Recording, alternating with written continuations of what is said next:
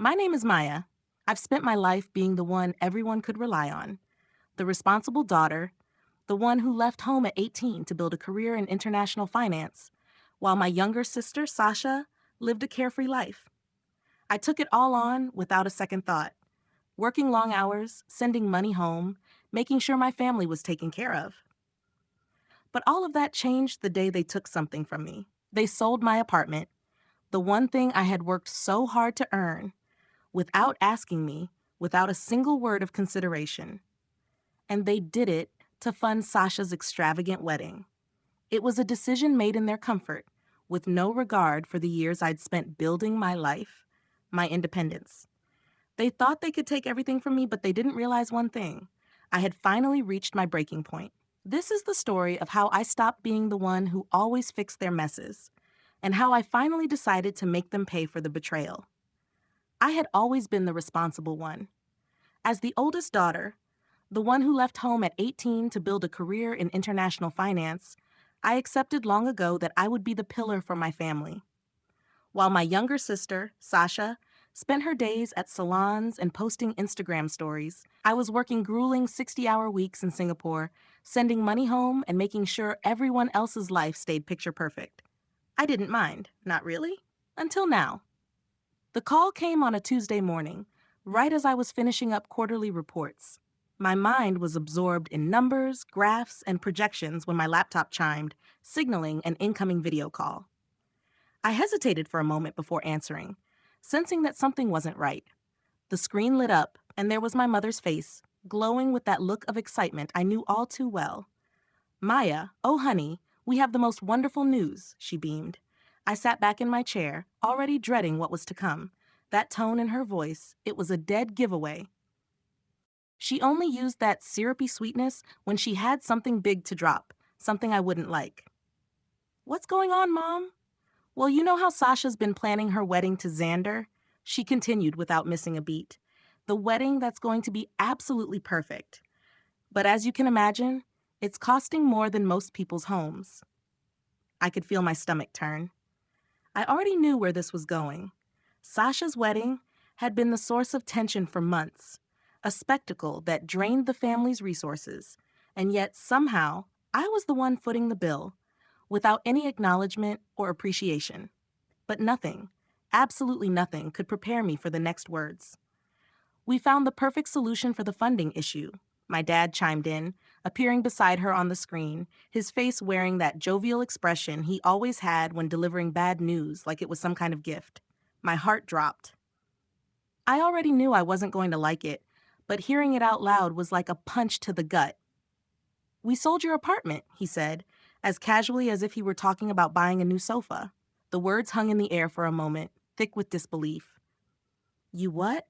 I couldn't even process it at first. They exchanged looks, neither of them showing a flicker of hesitation. "The downtown condo, sweetheart," Mom chirped. "We got an excellent price for it, more than enough to cover Sasha's wedding expenses and then some." The ground beneath me felt like it had shifted. This was my sanctuary, my apartment. It wasn't just property. It was the one thing I had built for myself, the one thing I had that was truly mine. And now it was gone, stolen, without my consent. "How did you manage to sell a property in my name?" I demanded, my voice trembling, a mix of disbelief and anger rising inside me. "Well, honey, technically yes, it's in your name," Dad said, his tone condescending, as if it should all make sense. "But we've been managing it while you're away, taking care of everything. Since you haven't been using it, we thought it would be fine." I felt the floor drop from beneath me. My name was on the deed. I had worked so hard for that apartment, and they had sold it like it was a used car. My voice came out shaky but controlled, years of corporate training keeping me steady. "You sold it without even asking me first?" Sasha's face suddenly appeared on the screen, pushing her parents aside, glowing with excitement like she had just won a grand prize. She beamed at me, as if nothing was wrong. "Maya," she bubbled, practically bouncing with joy. "Isn't it perfect? Now I can have the wedding of my dreams at the Grandview Estate. 300 guests, a live orchestra, imported flowers, everything I've always wanted. And we're using money from selling your home, so we don't even have to worry about a thing." I could feel my vision blur for a moment. The betrayal burned in my chest, and the words, the sheer arrogance in her voice made my stomach churn. This wasn't just about my family's choices. It was about a violation of everything I had worked for, everything I had sacrificed for them. You can always buy another apartment when you get back, Sasha added, dismissing my feelings with a wave of her hand, as though money could replace years of hard work. Besides, you're never even there. At least this way, the money's going to something meaningful. Meaningful? I repeated the word slowly, tasting its bitterness.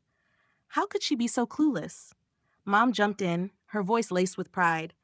The wedding is in 6 weeks, honey. We've already put down deposits on everything. The venue, the caterer, Sasha's dress. It's going to be absolutely magical. I stared at the screen, at their faces, Mom glowing with satisfaction, Dad nodding along like this was a great triumph, Sasha practically glowing with excitement over her dream wedding. None of them seemed to realize the enormity of what they had done. Not one of them showed even the smallest hint of guilt. To them, this was all normal. I felt the weight of everything crashing down on me. My apartment wasn't just property. It was my proof that I had built something on my own, outside of the suffocating web my family had woven around me. And now they had sold it like it was a toy they no longer wanted. I forced my voice to be neutral, cold. Congratulations, Sasha. I'm sure it'll be a beautiful wedding. Sasha clapped her hands together, smiling. I knew you'd understand.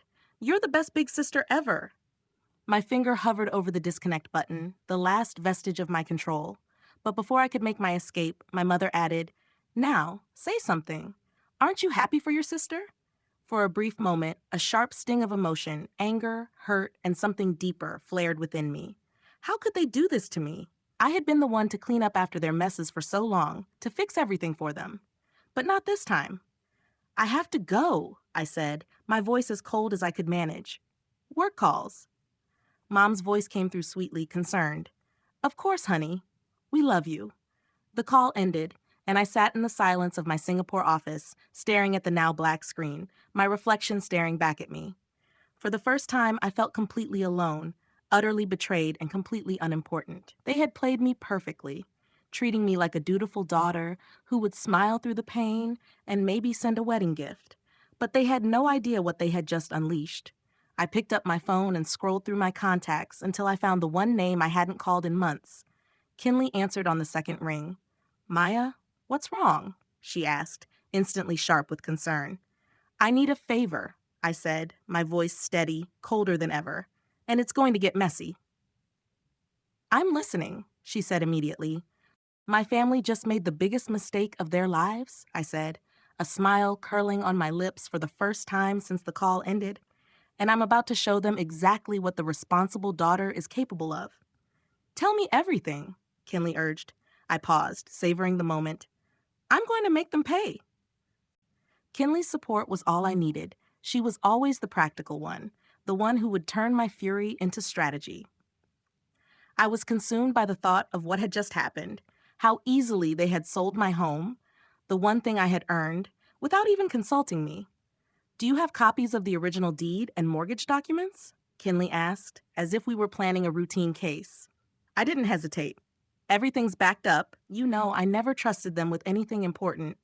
She clicked away on her keyboard. Perfect. I'll file the injunction immediately. Fraud invalidates the entire sale. That's step one. The thought of them scrambling for answers once the funds were frozen sent a thrill of satisfaction through me. The next few days felt surreal.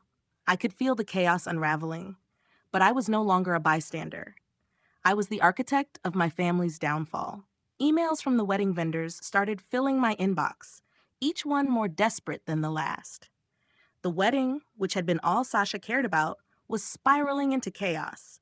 The venue, the caterers, the orchestra, everything was suddenly in jeopardy. The money that was supposed to fund this extravagant day was locked down. I could almost hear the panic in their voices as I watched everything they had taken for granted begin to crumble. Then came the first email from Destiny, Sasha's wedding planner. I could hear the desperation in her words. Maya, I understand you're overseas, but I need to speak to someone immediately. We're having serious issues with the deposits. The venue is demanding payment by the end of the day, or we lose the date. Please, I need help. My fingers hovered over my keyboard as I crafted a response that felt like sweet revenge.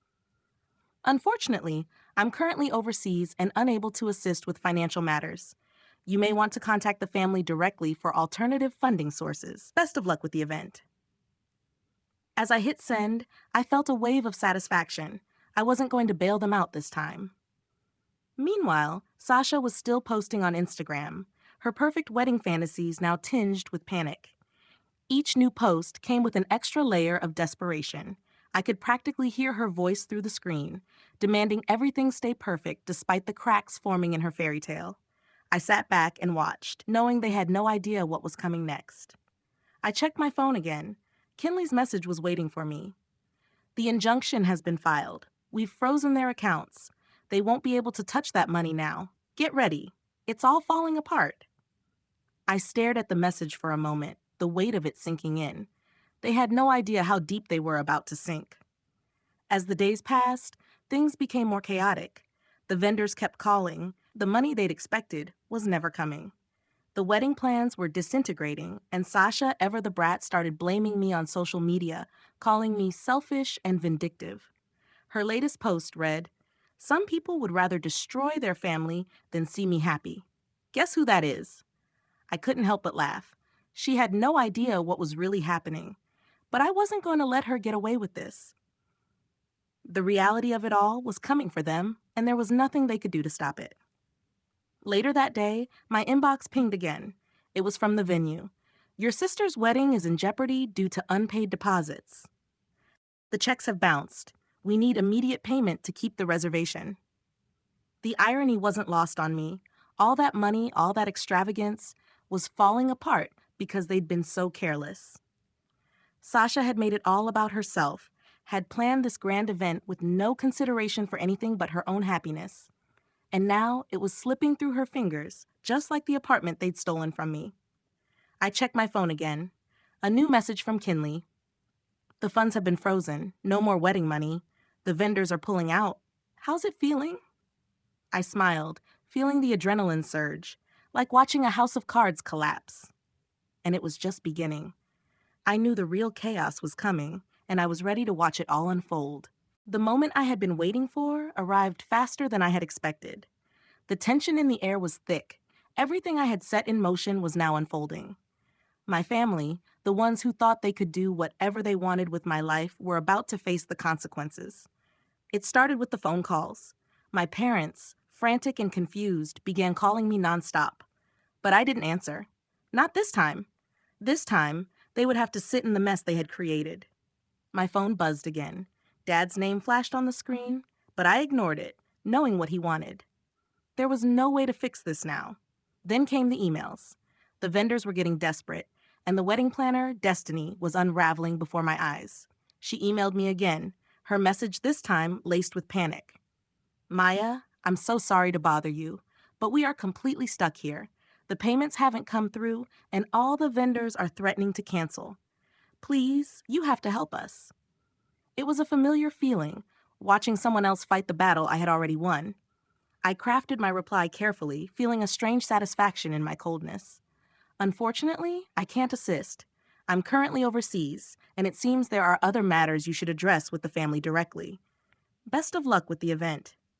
I hit send, the weight of the words sinking in. This was it. I wasn't just a silent observer anymore. I had set this in motion. They'd stolen from me, and now they were paying the price. The next few days were a blur of chaos. The messages from Sasha grew more frantic. "Maya, please, this is all your fault. You ruined my wedding." Her words were tinged with venom, but beneath them, I could hear the panic. Everything she had planned, everything she had dreamed of, was slipping away, and I wasn't going to stop it. Meanwhile, my parents were calling, leaving voicemails that only confirmed what I already knew. They had no idea how to handle this.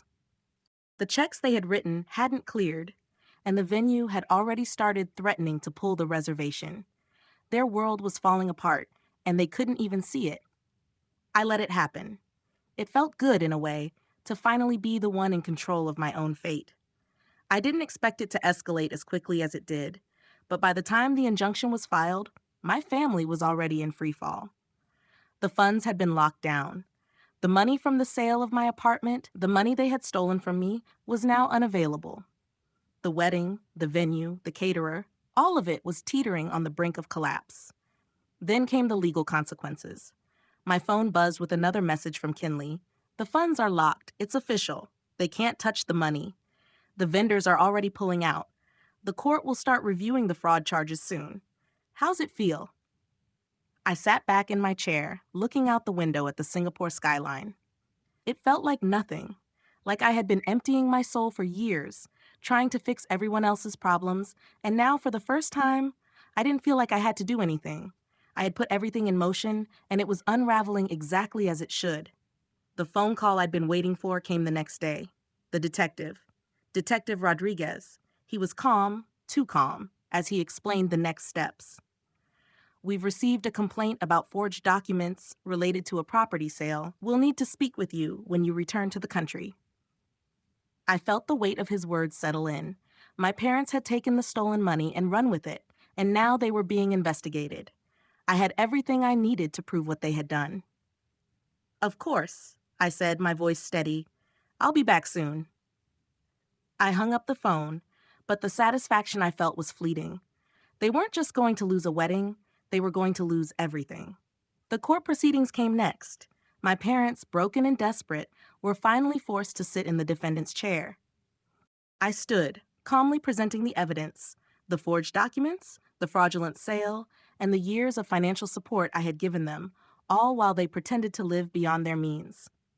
When my father tried to explain himself, his voice shaky and pleading, the judge shut him down immediately. "Did you forge your daughter's signature?" she asked bluntly. "Yes," he answered, not even bothering to deny it. "And did you sell property that belonged to her without her knowledge or consent?" she asked again. "Yes." There was no escaping the truth anymore. The evidence was undeniable. Sasha, of course, couldn't keep quiet. From the back of the courtroom, she shouted, "You ruined my wedding. This is all your fault, Maya. You're destroying our family." The judge didn't hesitate. "Miss Gill, you're out of order. I won't tolerate outbursts in my courtroom. Security, remove her." Sasha screamed as she was escorted out, but it was already over. My family's charade had been exposed. They were the criminals now. The ruling was swift. My father was sentenced to 18 months in minimum security, and my mother received 12 months on probation. Both were ordered to pay restitution, but everyone in the courtroom knew they would never be able to. The judge's voice echoed in my ears as she delivered her final words. "You forfeited the right to claim family loyalty the moment you committed fraud against your daughter." I didn't feel the triumph I expected. There was no sense of victory, only an emptiness that settled in deep within me. For so long, I had been the one to sacrifice everything, my time, my energy, my future, just to keep them afloat. And in the end, they had stolen from me, and there was no going back. I left the courtroom without looking back, knowing it was the last time I would ever be part of that world.